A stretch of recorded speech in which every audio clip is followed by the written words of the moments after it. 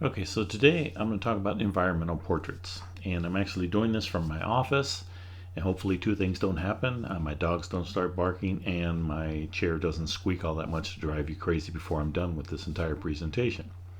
But environmental portraits are shooting portraits on location with somebody. And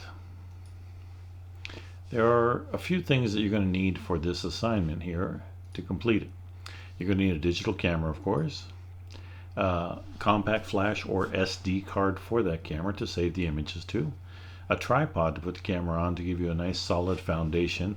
You can do it handheld, but you can incur camera shake if you get too slow of a shutter speed, which could happen.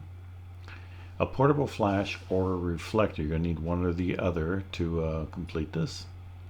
And a handheld meter, that can be optional. That way you can measure the ambient light, measure the amount of flash that's coming, flash light that is coming onto the subject. And the last thing you'll need is a model to photograph. So the procedure for this is you, number one, have to supply your own model. We obviously can't do that for you. Two images are going to be required. One will be photographed outside with your model, and the other will be photographed inside with your model. Now the model can be the same model for both. They just have to be one photographed outside, one photographed inside. You don't want to use your direct flash on your camera, so try not to use that if possible. You can use, if you don't have anything else, definitely use that.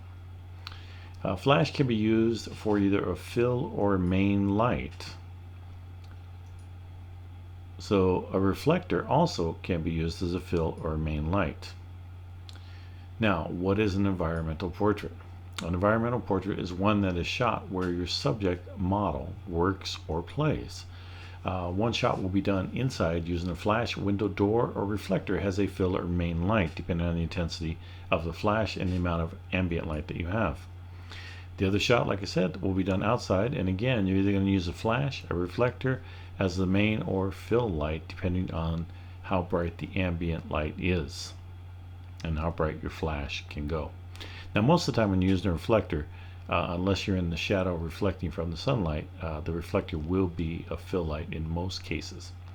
Now a fill light is an extra light coming in at a different angle than your main source lighting, and the fill light will not be as strong as the ambient or main light, and it will generally be set at about a half to one stop less than whatever your reading is for the ambient light that's around or the main light that's going on your subject.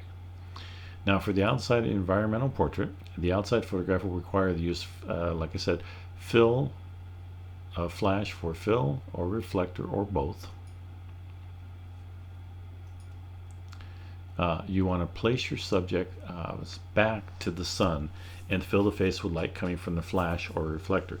So in most cases you're going to have the sun's going to be behind the person. Now you want to make sure it's high enough so that the sun is not going into your camera lens. So if you're looking through your lens, you should not be seeing the sun, or the sun should be a good distance away from your lens plane. So what I'm saying there is that when you look through your camera lens, if you move your lens up like 2 or 3 degrees either up or to the side, the sun should not appear into that. That way it gives you enough breathing room so that you don't have any flare produced from the sun. Now if you're using a fill flash, it should be set at about a half to one stop darker than the background illumination.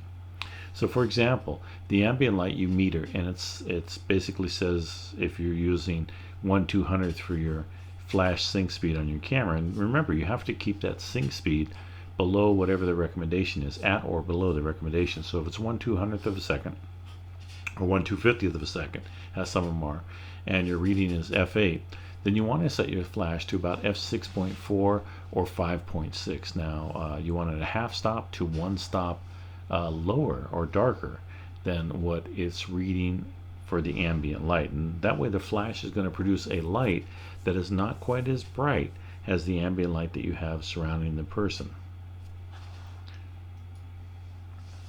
Now this technique should produce a rim or hair light look around your subject, which we'll see in some examples here in a minute. This is because the subject's back is to the sun. The sun lights up the back side of the person and may produce a bit of a halo around the hair and body. So it's going to give a little bit of a rim lighting around that person and separate them from the background. So here are some student examples, and this one was taken outside. The sun is directly behind the student. You can see that rim light that I'm talking about. If you look at the top of the hair, the top of her shoulders, you can see that there. Now, this person is shooting towards a background that is also in the same type of shade that their subject is in. So the subject has the same amount of light on them as that house on the background does, because they're both in the shade. Notice that when the background is lit by the sun, it's much brighter than the subject, so it's going to sort of blow out the background a little bit. So this has just enough shade in the background to make that pretty even all the way around. Now this subject is in the shadow or in the shade, and the sun is off to the right, as you can see, and the photographer used a flash off to the left. Now if you notice when you look at that it's pretty evenly balanced.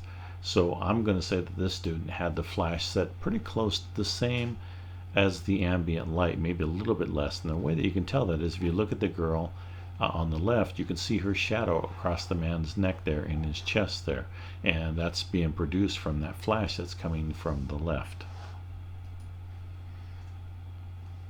Now this is another outside one. This person is actually in direct sunlight, and so they're going to have a shadow onto the left side of their face. Now when I talk about left and right, I'm talking about from a photographer's point of view, not from their point of view, not from a model's point of view.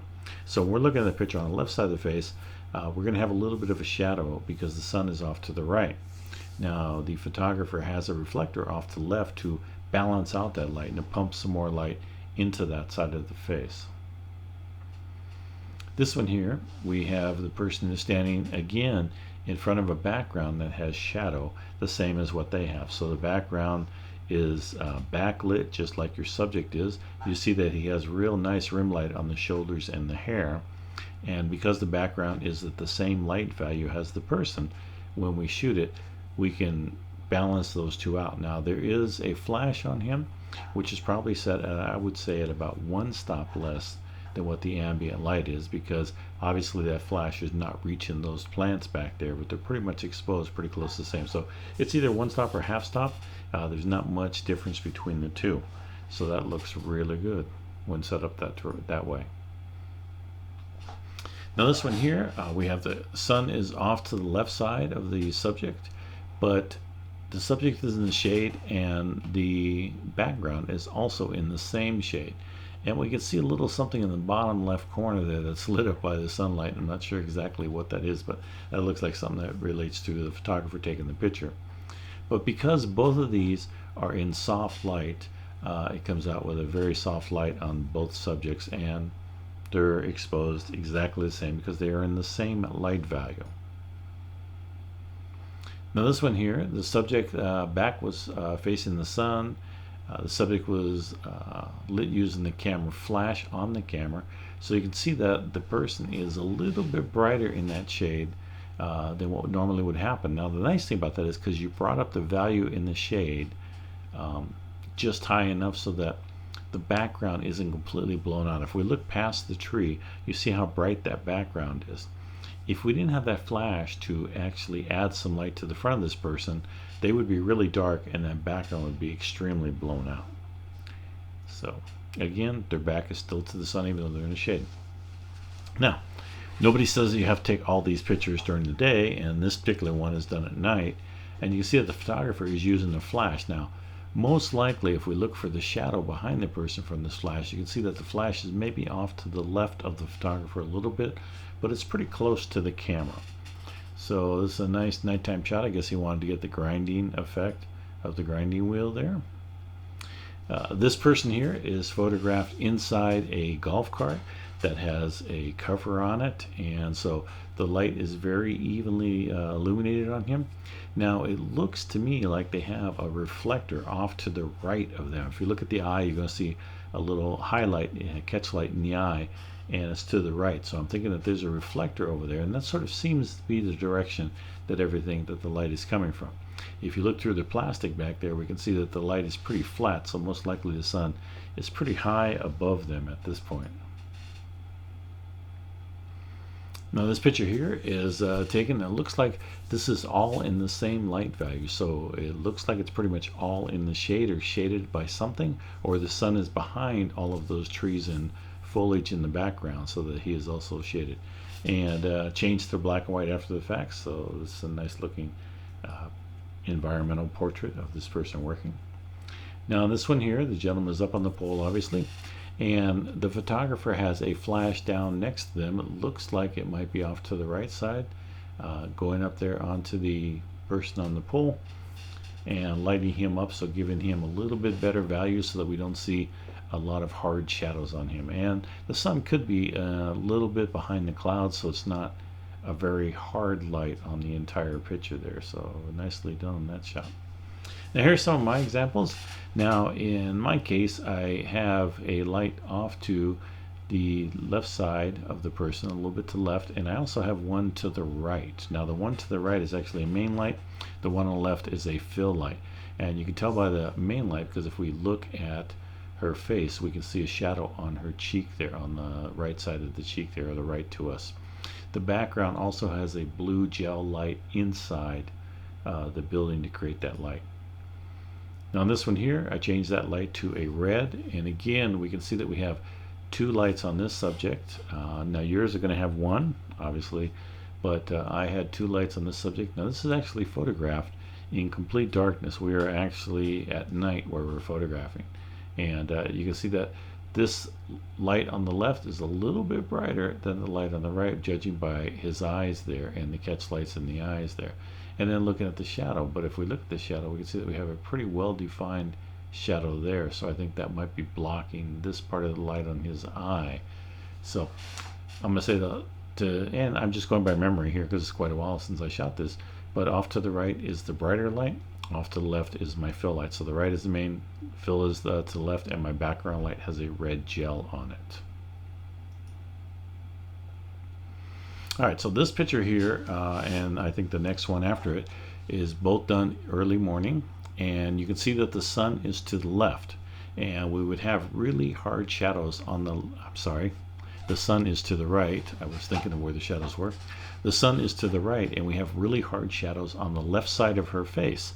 Now those shadows are lightened up a little bit by the fact that we have a flash off to the left of her to fill in her face and this left side of her body here. So let me just go on to the next one.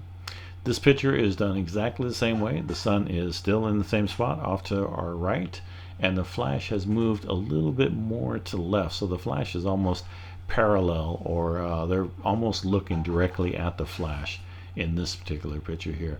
And we can tell that by where these shadows fall right here. When we're looking at this vest here, here's a solid piece of this, and that shadow is right there directly behind, so that means that our fill light is coming from this direction to the left, almost 90 degrees from where the photographer is at, which is me.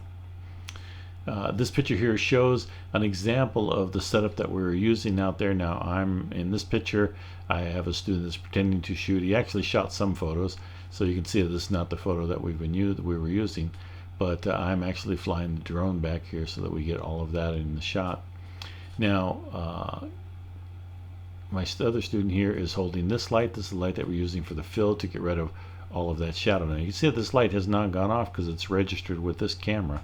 So when this camera takes a picture, that's when this flash goes off. But because I'm taking this picture back here, or the person that's taking this picture back here to show the behind the scenes, the flash is not going off. So we can see how deep of a shadow she has over here. And in the other pictures, we've eliminated that by using that flash unit. So here I have another model that I'm photographing, and the sun is off to the right, so that's my main light, and you can tell by the dark shadow that's off to the left of the model here. And then I have a fill light to my left, coming in about a 45 degree, and that's filling in these dark shadows that we have on his face and on the guitar, lighting up all of that. And you can tell that by that soft shadow that's off to the right of our subject on the building there. Now this one here, again, we have the sun is off to our left coming in at about a 45 degree, and you can tell that by these very long shadows coming across here. And we have a little bit of a fill light off to the left, filling in this side of the face here. So, or off to the left side of the face.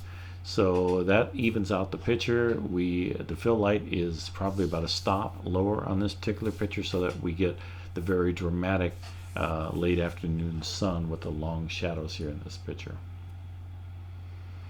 And again, here's another one with the same model you saw earlier. The sun is off to the right and behind my model here, and then my fill flash is off to the left at about a 45 degree coming in the model, and the fill light is put pretty close to about the same as the sunlight behind him. The sunlight's maybe about a half stop more because that's given the brighter side of the picture, but the fill light is balanced out for the ambient light that we have out here, and we can really see that here on this piece of wood and on him, how nicely it's filled.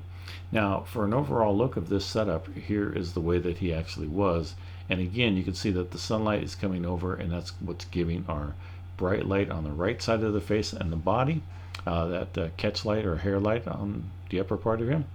And my fill light, flash is coming from my left side, and it's filling in all these shadows over here. And you can see how bright it is on this particular wood here. If we look at the shadows on this X back here, it's a lot less than it is right here on this forwarding X, because my flash that's filling him is actually reacting to that wood too.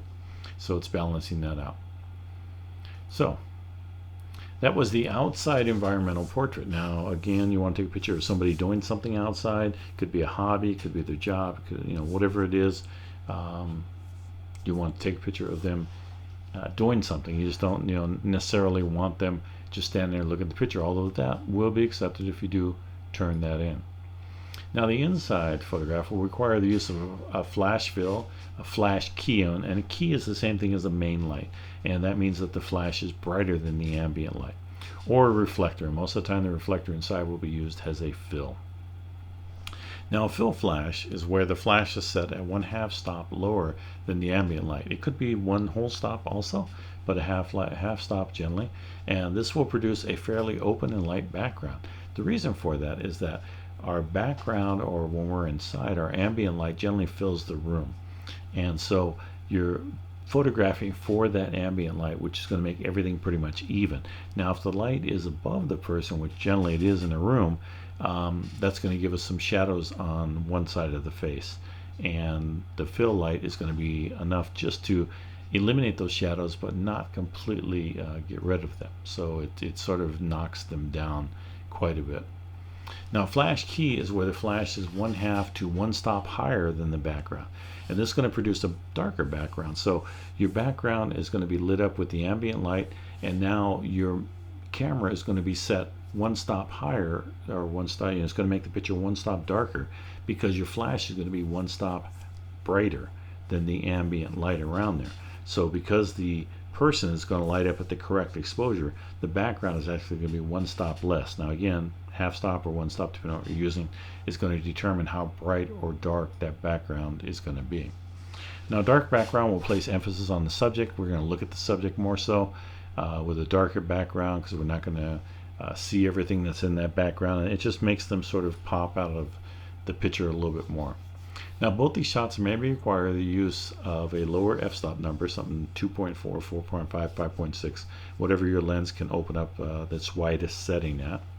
In addition, you're probably going to set your ISO to a higher number, like 800, 1000, or 1500, or 1600, or even 2400, because the ambient light inside most of the time is not real bright, and because we don't want to get camera shake and we don't want the person to be moving during the exposure, we don't want a real long exposure. So whenever we're photographing people, we generally don't want to get the shutter speed below 1/60th of a second if possible. So the ambient light is going to determine whether you're going to have to use a higher f-stop number, or generally in most cases you always want to use wide open shooting on the lens as far as the f-stop goes.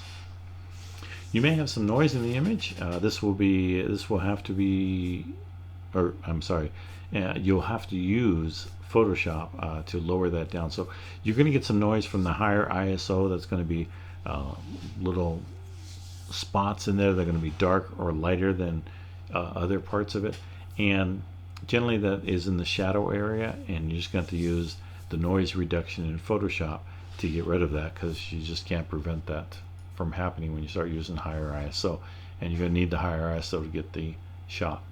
So this shot was taken indoor, light source from the side door with a light curtain, small amount of camera flash. So I'm assuming that because they're not showing a flash in the picture, the student had the on-camera flash, which I think is what you can see there, and you can see the shadow behind that person. It looks like it might be on camera or just to the left of the camera positioning. And the light source from the side door, which I'm assuming is from the left, because it seems that all light is coming from that direction. So here the person is next to a window, and you can see the window is on the left side of this lady, and we can see the left side of her face is very bright, and then a reflector is on the right side, which is reflecting the light coming from the window onto the right side of the face and balancing it out. So a reflector generally is almost always at least a half or one stop lower than whatever directional light that you have coming into the room, because it's just reflecting off that. Now this particular one, the student used lights on both sides of the subject, and so we have a gray background. Main light is to the left of the subject, so that's going to be the brighter light, and then the fill flash is to the right. I'm going to say that might not be absolutely true, because if we look at the subject, we can see that the brighter light is on the right hand side when we're looking at them, and on the left side it's more of a fill flash that's filling in the shadow area there, because the shadows fall to the left, so that generally tells us the light is on the right side. Now here we have a window or a bright area behind this model, and then we have a flash onto the front part of the model, which gives them about equal value.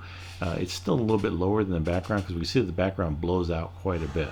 So, and with the direct light on it, it's really bright. So I'm going to say this flash is set at least a stop, maybe a stop and a half, 2 stops below what the ambient light is, or what the light is shining on that fence in the background. Now this subject's lit from overhead fan light, and a silver reflector was placed right below them. So if you look at the subject, you can see that the brighter part is their upper right temple there, and that's probably where the fan light is, which is what the photographer is talking about.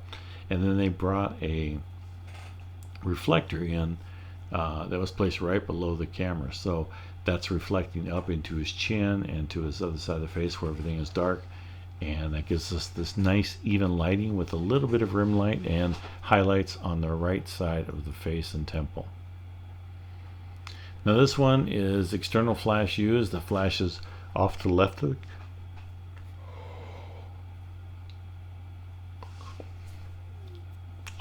of the camera, and it's pretty much straightforward. Just that flash is used to light up everything. The ambient light there is much darker, or nowhere near the f5.6 at 1/25.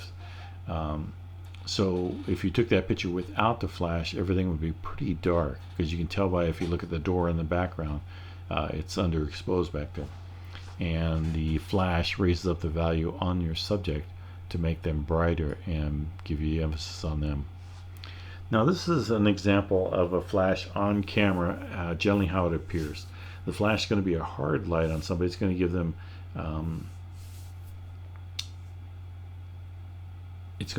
specular highlights, like coming off this young lady's forehead there. It's going to be brighter in the foreground, and it's going to rapidly fall off towards the background where everything's going to start getting dark. So this is an example of on-camera flash, which you almost always see whenever you're using the camera, on-camera flash. Now in this particular one, the student really didn't use anything but the ambient light here.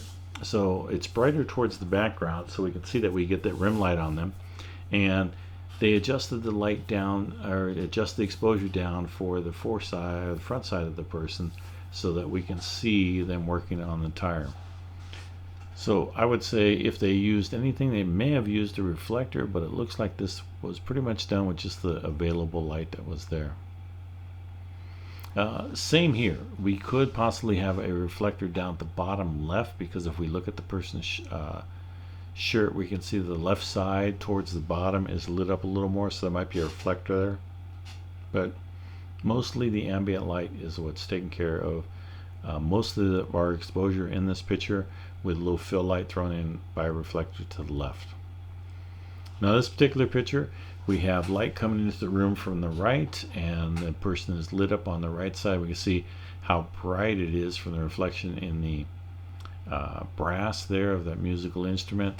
And off to the left is some sort of flash coming in, so we can see a reflection in the bell of that instrument, and we can also see a reflection on the upper right of the glasses from the model. So that light that's to the left is balancing out them to pretty close to the amount of light that's coming in on the right, although not exactly. So we get this nice even lighting across the subject. Now another example of flash, on camera flash, or close to the camera flash.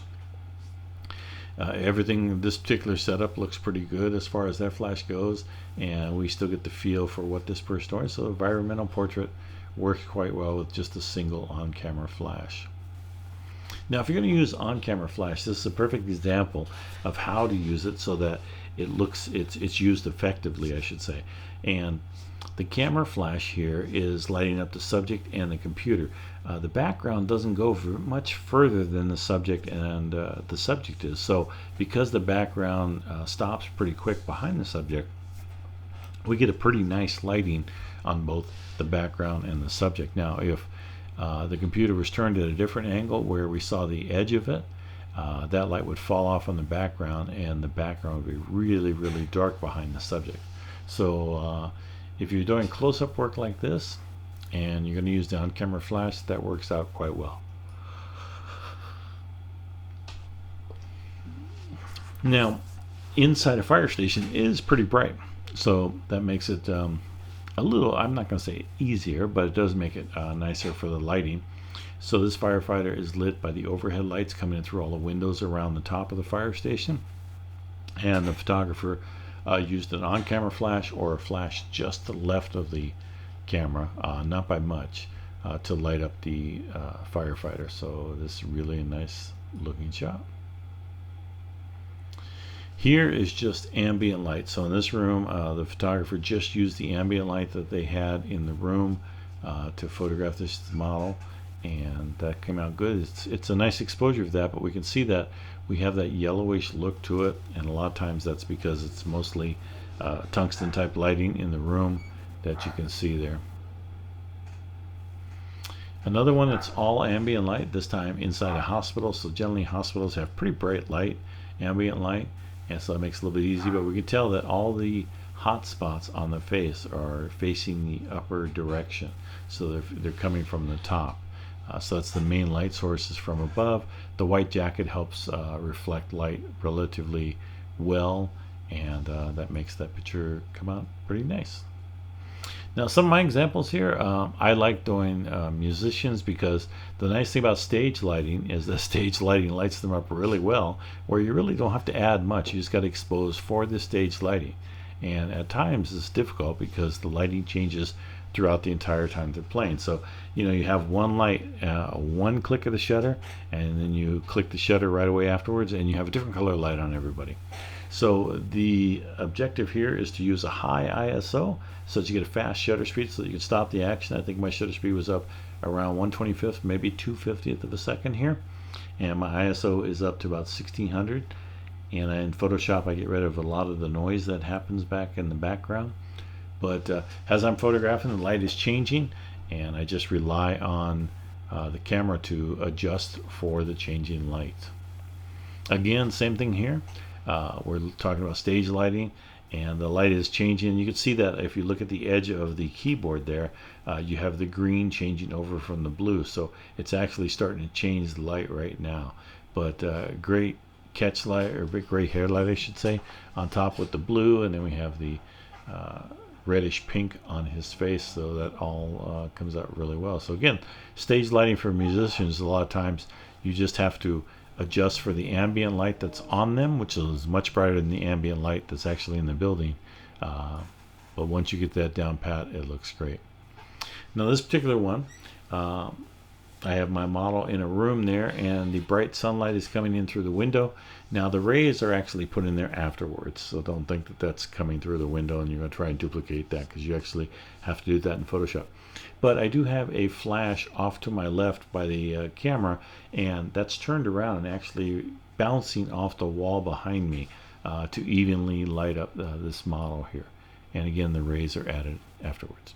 So just a quick little thing, every master was once a beginner, and you can see that that's generally the way that all of us start out, like that, when we first get handed a camera. But after practice and playing around, you're going to get quite good at this. So if you have any questions, what you want to do is click on the discussion tab to the left. I made a discussion post for this assignment, so go ahead and leave your question there. You can also email it to me if you don't want to leave it there, but I prefer that you leave it there so that other students can see the question, and that may help answer their question also. So good luck with the assignment. Check the calendar and the assignment itself to find the due date there. I have made some adjustments on it so that you have a little bit more time. Good luck, and I look forward to seeing what you guys all come up with.